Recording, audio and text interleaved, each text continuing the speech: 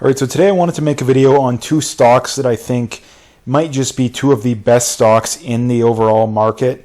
First things first, if you get value out of this video, please like and subscribe. I really appreciate that. So this is Mastercard and Visa. And I do believe that these are two of the best companies in the entire market for many reasons. I mean, just off the top of my head, both are very profitable. Both have an extremely good track record. Both have strong balance sheets. They're growing really well. The list goes on and on and on and on, right? On and on. Like there's almost nothing there isn't to like about these companies. The valuation, I'll get into that. But let's get right into it here. I know everyone knows what they are, so I don't need to get into that. So let's just throw up a quick comparison here to start. So profitability, Visa is actually a little bit more profitable. Their operating margin is higher, net margin is higher, free cash flow margin is higher, and the gross margin. Management, about the same. I mean, stock-based compensation is both good for both of them.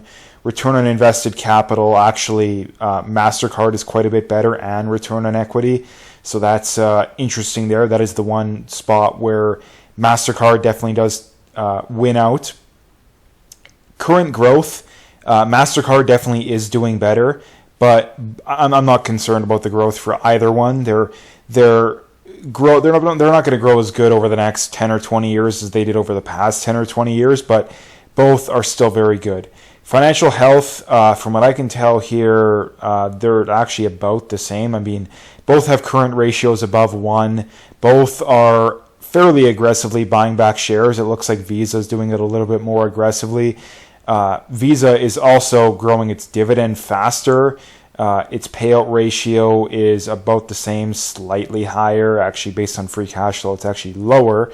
And then it's actually growing their dividend faster. So when it comes to just dividends, Visa definitely takes the cake, although they're very close. I mean, you're basically splitting hairs there. Analysts about the same. Revenue is projected to grow about 12.5% for Visa next year, 15% for MasterCard, earnings just under 20 for MasterCard, and then 18.5 roughly for Visa. So MasterCard is expected to grow a little bit quicker. But interestingly enough here, if you look at the current valuations, Visa is definitely priced better. I'll get into it a little bit later, but long story short, I think that Visa is a little bit undervalued where it is right now. Not by a lot, but just a little bit. MasterCard, probably about fair value, maybe even a tiny bit over, right? So speaking of that, I think we've already established both clearly very, very good companies. Honestly, like if I had to choose 5 stocks and 5 stocks only, it probably would be. In fact, it almost certainly would include one of these. And let's get into which one and my reasons for it. So let's go back about 10 years here, and let's just compare growth and valuations. So if we go back to September of 2014, wait, that's 2015. Okay, so there we go. We got September 2014 for Visa, and then September 2014 for MasterCard.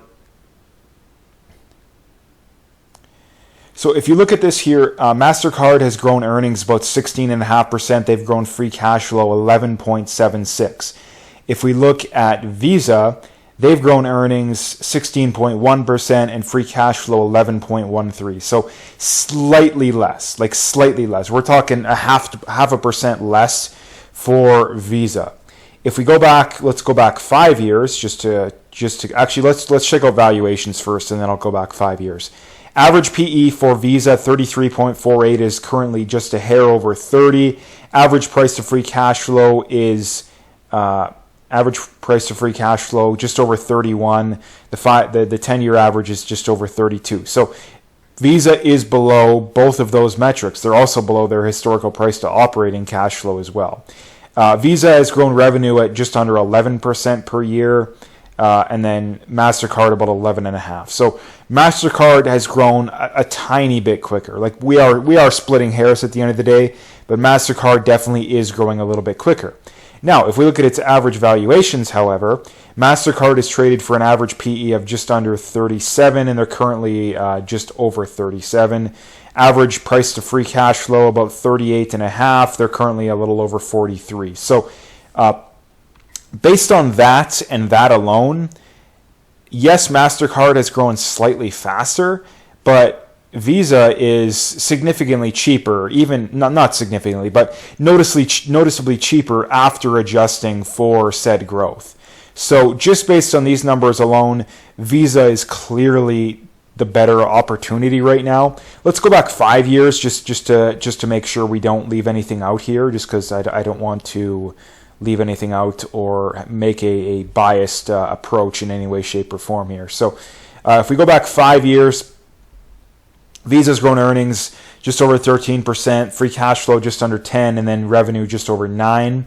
If we look at MasterCard, they've grown earnings 15%, they've grown free cash flow over 14, and then revenue a little almost 11, just on between 10.5 and 11. So over the last 5 years, Visa has outperformed by more than they've outperformed over the last 10 years. So based on the recent trend, yeah, Visa clearly deserves a more of a premium. The real question is, does it deserve as much of a premium as it is currently getting? So again, the last 5 year average PE is just over 40, currently just over 37, like I already mentioned. Average price to free cash flow over that time is just under 43. It's just over 43. And then you look at Visa, average PE a little over 37, currently at 30. And then average price to free cash flow just over 33. It's currently just over 31. So Visa is probably 10% roughly below that historical valuation. Well, MasterCard is, based on PE, it's probably about 15%. Based on free cash flow, it's a little bit above.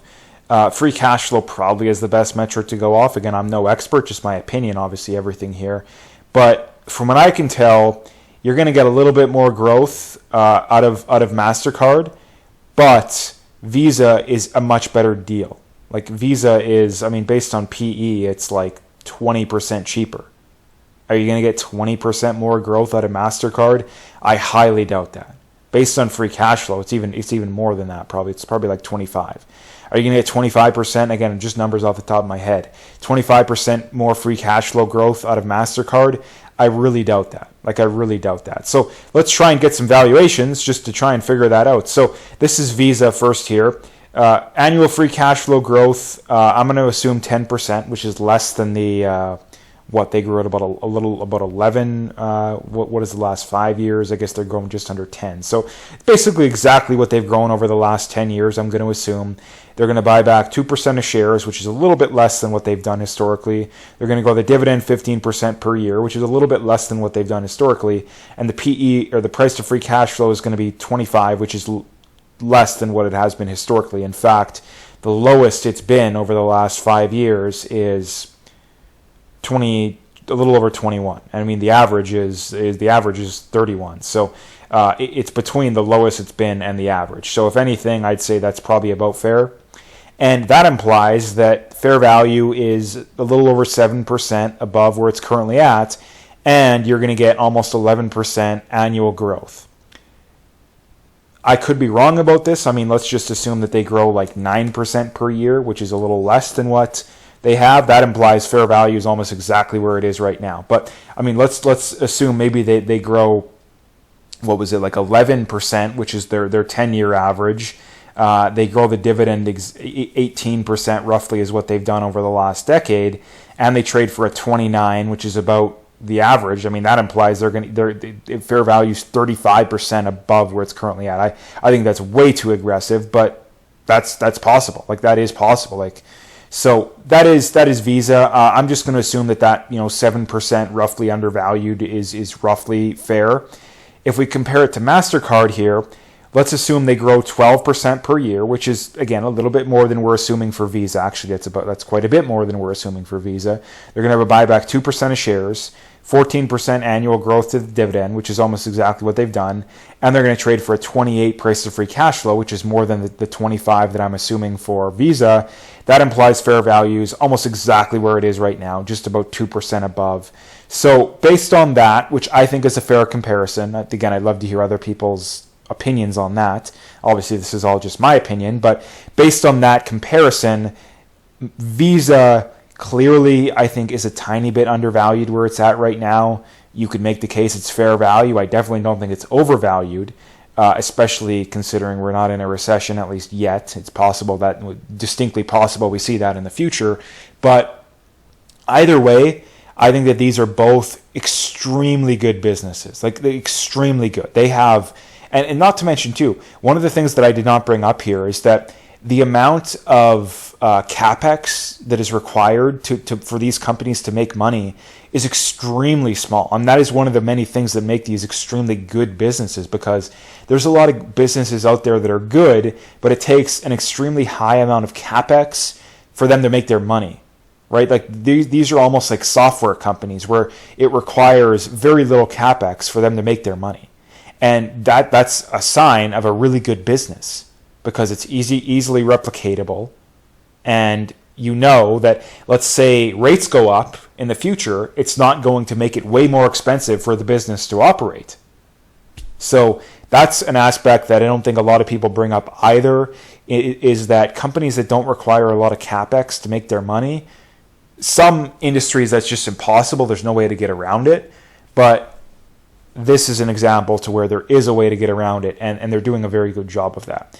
The one concern with these companies that definitely needs to be addressed, because I don't want to pretend like there's no downside, because there certainly is. The downside is competition, in that these companies right now definitely have a moat. Like right now, I think it's absolutely undeniable they have a moat. But 10, 20 years from now, I think it could be really easy for a company to come in and compete with these companies. And another potential concern is governments coming in, and the reason that I bring this up is because there's been multiple governments that have brought this up before. It's never really gone anywhere, but in that they could cap interest rates, that whether it's student loan issuers or credit card companies, mortgage companies, you name it, capping interest rates. That is something that certainly could play into it, but at least where we stand right now, I don't think that's a concern. That definitely is a concern in the future, but where we stand right now, I don't think it's necessarily a concern. So like I mentioned off the start there, if you get value out of this video, please like and subscribe, comment, all that good stuff. I appreciate that. And then any feedback as well, very much appreciated there. So stay tuned, have a good rest of your day, and take care.